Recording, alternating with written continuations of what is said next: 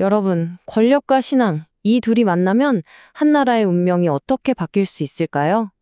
오늘은 바로 그 이야기, 박정희라는 한 대통령이 어떻게 신앙의 대상이 되었는지 그 과정을 한번 따라가 보려고 합니다. 박정희, 한국 현대사에서 정말 빼놓을 수 없는 이름이죠. 그런데 말이죠. 아니, 어떻게 한 나라의 대통령이 일부 사람들에게 거의 신적인 존재처럼 추앙받게 될 수 있었을까요? 그래서 오늘 이 시간에는 정치와 종교가 어떻게 손을 잡고 한 개인을 신하로 만들었는지, 그리고 그 영향이 오늘날 우리 사회에까지 어떻게 이어지고 있는지 한번 깊숙이 들여다보겠습니다. 이야기의 시작은 전쟁이 핥히고 간 폐허 속으로 거슬러 올라갑니다. 모든 게 혼란스러웠던 시절, 사람들은 무언가에 기대고 싶었겠죠. 바로 그때, 정치와 종교가 운명처럼 만나게 된 겁니다. 한번 생각해 보세요.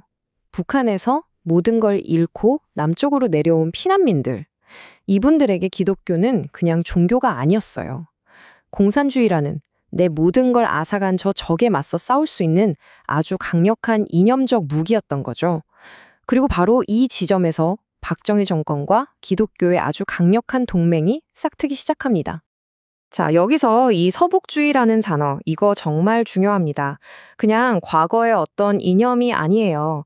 지금 한국의 많은 대형 교회들이 왜 그렇게 정치적으로 보수적인 목소리를 내는지 그 뿌리를 이해하려면 바로 이 서북주의를 알아야 하거든요.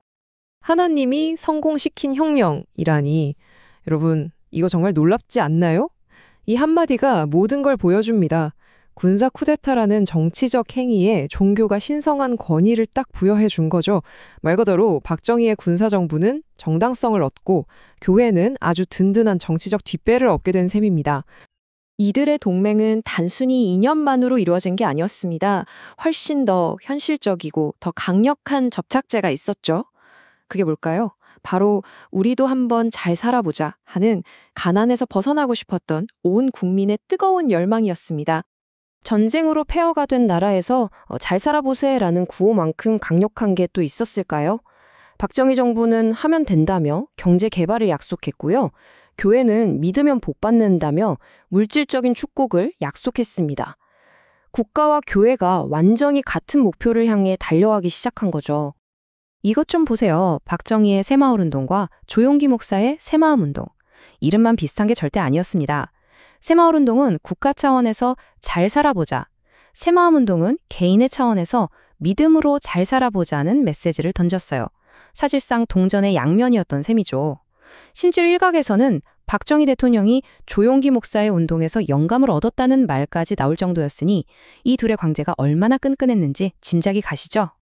자, 883.3%. 이게 무슨 숫자일까요? 정말 어마어마한 숫자인데요. 바로 박정희 대통령이 집권했던 18년 동안 한국 개신교의 성장률입니다. 국가라는 거대한 힘을 등에 업은 종교가 얼마나 폭발적으로 성장할 수 있는지 이 숫자 하나가 아주 극명하게 보여주는 거죠. 다시 말해서 60만 명 수준이던 개신교 인구가 18년 만에 거의 600만 명, 그러니까 10배 가까이 늘어났다는 겁니다. 이건 세계 종교 역사에서도 거의 유례를 찾아보기 힘든 정말 경이적인 성장세예요. 정치와 종교가 손을 잡았을 때 어떤 결과가 나타나는지 보여주는 거죠. 자, 그럼 이제부터는 이 화려한 성장의 이면을 좀 들여다보겠습니다. 과연 이 모든 게 순수한 신앙의 힘이었을까요? 아니면 그 뒤에 어떤 거래가 있었을까요?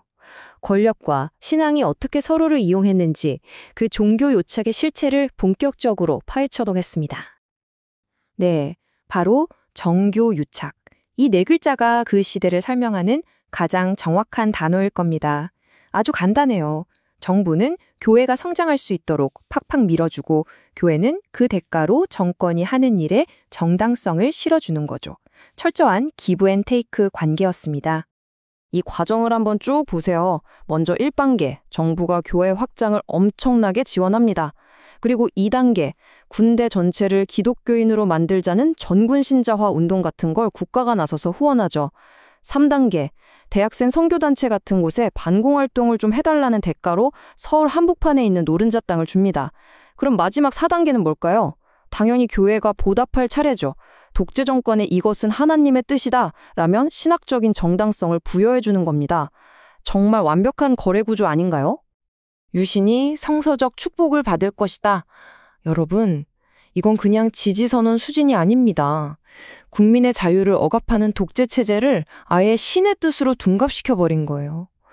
종교가 권력의 도구가 될 때 얼마나 위험해질 수 있는지 보여주는 정말 섬뜩한 대목입니다. 1979년 박정희 대통령이 갑작스럽게 암살을 당합니다. 자, 그러면 이 끈끈했던 동맹도 여기서 끝났을까요? 천만에요. 오히려 그의 죽음은 그를 신화로 만들었고 이 정치적인 동맹을 완전한 신앙의 영역으로 끌어올리는 계기가 됩니다. 한 명의 독재자가 죽음으로써 순교자가 된 겁니다. 가난한 나라를 구했지만 비극적으로 쓰러진 영웅. 바로 이런 서사가 만들어진 거죠. 그리고 바로 이것이 이후 수십 년간 한국 정치를 좌지우지하게 될 아주 강력한 박정희 신앙이 탄생하는 순간이었습니다. 이게 그냥 말로만 그러는 게 아니에요. 실제로 지지자들은 추모 예배라는 종교 의식을 열고요. 일부 사찰에서는 그의 사진을 신처럼 모시기도 합니다. 후대 정치인들은 그의 유산을 이용하고 심지어 그의 딸이 아버지의 후광을 등에 업고 대통령에 당선되기까지 하죠. 이 신앙이 얼마나 현실적인 힘을 갖고 있는지 보여주는 대목입니다. 자, 이렇게 한 명의 정치인이 신격화될 때 그 사회는 어떻게 될까요? 예상하시겠지만 한국 사회와 교회 내부에 아주 깊고 고통스러운 분열의 씨앗을 뿌리게 됩니다. 지지자들의 입장은 이렇습니다. 한국은 좀 독재를 해야 합니다. 이분들에게 박정희는 나라를 구한 영웅이에요. 그의 강력한 리더십이 아니었다면 지금의 대한민국은 없었을 거다. 그러니까 그의 독재는 나라를 살리기 위한 어쩔 수 없는 선택, 즉 필요압이었다고 보는 거죠. 하지만 비판하는 쪽의 입장은 아주 단호합니다.